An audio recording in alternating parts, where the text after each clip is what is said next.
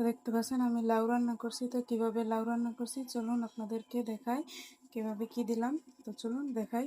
প্রথমে নিয়ে নিয়েছি লাউ কেটে ছোট ছোট করে কেটে নিয়েছি। তো দেখতে পাচ্ছেন লাউগুলোকে কেটে ধুয়ে পরিষ্কার করে নিয়েছি।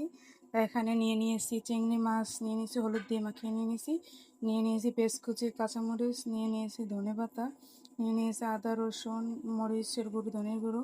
তো চলুন চুলাতে প্রথমে প্যানটা বসিয়ে দিয়েছি। তো দেখতে পাচ্ছেন চুলাতে প্যান বসিয়ে দিয়েছি। তো দেখুন চুলাতে প্যান বসিয়ে দিয়েছি, প্যানে আমি তেল দিয়ে দিচ্ছি। দেখতে পাচ্ছেন তেল দিয়ে দিতেছি প্যানে। তো এখন আমি তেলটা দিয়ে দিয়েছি। এখন আমি চিংড়ি মাছ কয়টা দিয়ে দিচ্ছি। চিংড়ি মাছটাকে ভেজে নেব, তার জন্য আমি চিংড়ি মাছটাকে দিয়ে দিচ্ছি। তো দেখুন চিংড়ি মাছটাকে দিয়ে একটু ভালো করে করে দিচ্ছি যাতে ভাজা হয়।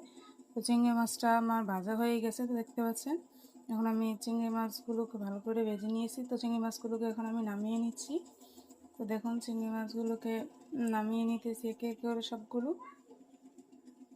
তো চিংড়ি মাছ সবগুলো নামিয়ে নিয়ে তো দেখুন চিংড়ি মাছগুলোকে সবগুলোকে নামিয়ে নিয়েছি। তো ওই চিংড়ি মাছ ওই তেলের মধ্যেই এখন আমি পেঁয়াজ কুচি আর কাঁচামরিচ ফালি দিয়ে দিচ্ছি। তো দেখুন পেঁয়াজ কুচি কাঁচামরিচ ফালিগুলোকে ভালো করে নেড়ে চেড়ে নিচ্ছি, তেলের সাথে মিশিয়ে একটু ভালো করে ভেজে নেব তার জন্য। তো দেখতে পাচ্ছেন তার সাথে আমি আদা রসুন বাটা দিয়ে দিচ্ছি। তো এটাকেও পেঁয়াজের সাথে ভালো করে ভেজে নেব। তো দেখুন ভালো করে ভাজার জন্য আমি এটাকে নেড়ে চেড়ে দিচ্ছি, একটু ভালো লাল করে ভেজে নেব। তো দেখতে পাচ্ছেন মশলাটা আমি কষিয়ে নিয়েছি। তো মশলাটা হলুদ মরিচ দিয়ে একসাথে মিশিয়ে কষানোর জন্য দিয়ে দিচ্ছি। তো মশলাটাকে ভালো করে আমি কষিয়ে নিব। তার জন্য মশলাটা দেখুন মশলাটা কিন্তু প্রায় আমার কষানো হয়ে গেছে। তো দেখতে পাচ্ছেন মশলাটা কষিয়ে নিয়েছি। তো এখন আমি কেটে রাখা লাউগুলোকে দিয়ে দিচ্ছি মশলার সাথে। তো দেখুন কেটে রাখা লাউ মশলার সাথে দিয়ে দিচ্ছি। তাই এটা এখন ভালো করে মিশিয়ে নেব। দেখুন মশলাটাকে লাউয়ের সাথে ভালো করে মিশিয়ে নিতেছি যাতে ভালো করে মশলাটা লাউয়ের মধ্যে ঢুকে, তার জন্য মশলাটা ভালো করে লাউয়ের সাথে মিশিয়ে নিতেছি। তাই এখন আমি এটাকে মিশিয়ে ভালো করে মিশিয়ে এটাকে ঢেকে রাখবো, তার জন্য মিশিয়ে নিতেছি।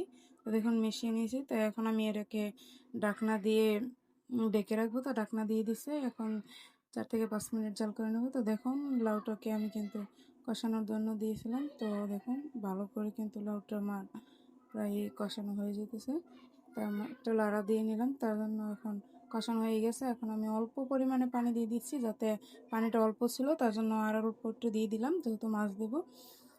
এখন আমি ভেজে রাখা চিংড়ি মাছগুলোকে দিয়ে দিচ্ছি। তো দিয়ে এখন আমি চিংড়ি মাছটাকে নেড়ে চেড়ে ঢাকনা দিয়ে ঢেকে দেব। তো দেখুন চিংড়ি মাছটাকে নেড়ে চেড়ে লাউয়ের সাথে মিশিয়ে দিয়েছি। তাই এখন আমি ঢাকনা দিয়ে দিচ্ছি। এখন আমি 5 মিনিট জাল করে নেব। তো দেখতে পাচ্ছেন আমার তরকারিটা হয়ে আসছে। তাই এখন আমি ধনেপাতা দিয়ে দিচ্ছি।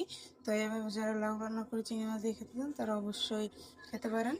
এভাবে রান্না করে খেলে কিন্তু খুবই ভালো। তো ভিডিওটা কেমন লেগেছে অবশ্যই জানাবেন। তো সবাই ভিডিওটা এই পর্যন্ত, সবাই ভালো থাকবেন, সুস্থ থাকবেন।